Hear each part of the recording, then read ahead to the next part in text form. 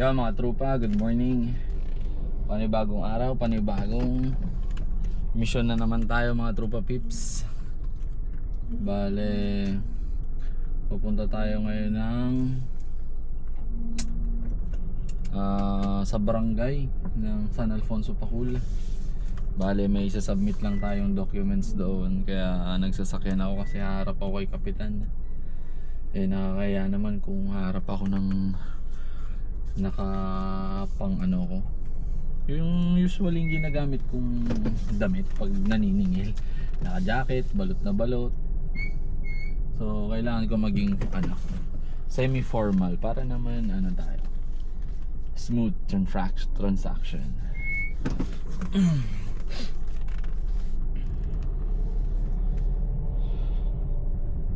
Maliit lang muna ang hindi ngayon pwedeng gamitin yung Navara kasi ipapayos ko ngayon kay Kuya Fred. Papalinisan ko yung loob, yung mga upuan, kaya hindi ko na muna dinala para malinisan na talaga.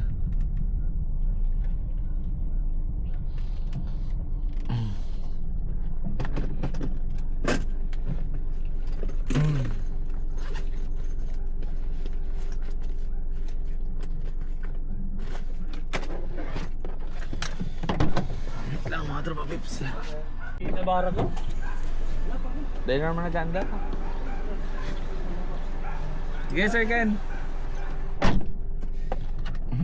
Ay Sir Ken, saan pala ng barangay hall kang Pacul? Digdi sir, along the highway. Maluwas ka dyan sir. O, pwede man digdi sa orpang ka mag-agi. Okay. Tapos pag luwas mo doon, mag-left ka sa crossing. Oo. Mag-left ka sa highway. Yan mo lang digdi sa left side kung pababa ka. Okay. Sige Sir Ken. Thank you Sir Ken.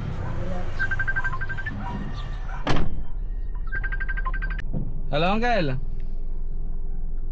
Hindi ka tayo kung bikere. Bakit na pwede na siyang magkabaha? Mahali na bagay ikaw. Dahil, Dae? Sigurado da? Kaulahin ko pag dyan ko. Sigurado da kulang iloloan ka yan.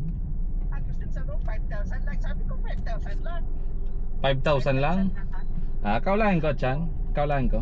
Ito, 5,000 nga ako. Mahaliw nga ako. 2,000 na lang i-release ka sa imo. Oo. Yung 5,000 na sa daw sa bulan. Oo. Ba't nga mo 7? Sabi niya po, sige. Oo. Hanggang 5,000 ka lang. Sigurado siya. Pero kaulahin ko Chan. Kaulahin ko Chan. Ano ba to? Oo. So, matabag. Iyo. Pag yan kayong may mga negosyo, di ako nagkakaltas. Ay, di, bahala ka, di. Iyo, pero kung naisabi mo nang may nagkakaltas, edi maray. Kasi ang mga tigkukuruan ng kaya, tigkakaraltasan na siya. Ayun nga, kapag dahil mo kakaltasan, 1 pera yan, 200 pera yan. Oo, 200 sa sambulan. Iyo, call. Sige, call. Kaulahin ko lugod. Bala ka na. Iyo pa, okay. Iyo nga, lang ko datanganing may dakula lamang dyan. Sige, call. Kaulahin ko po. Okay. Thank you, Uncle.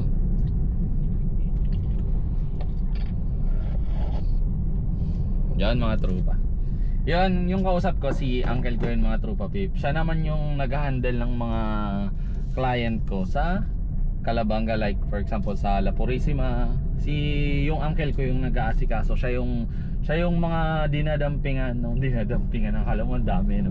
Siya yung mga pinag-iiwanan ng mga hulog nung mga kliyente ko doon para naman pag kumbaga syempre yung iba kong client kasi mga rolling store sila.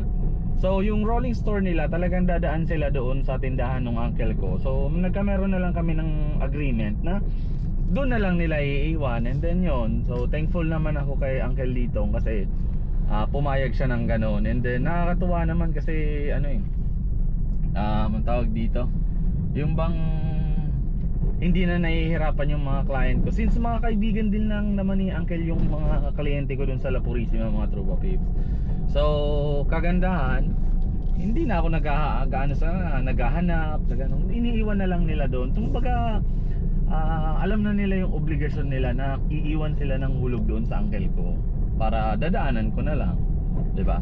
Kasi yun nga, mahirap kasi mga tropa kapag yung ano, rolling store, yung ano, yung client mo, kasi kung saan sila saan sila pumupunta. So ngayon punta muna ako ng barangay ng San Alfonso, Pacula. Kasi yun nga magfa-file tayo ng small claim.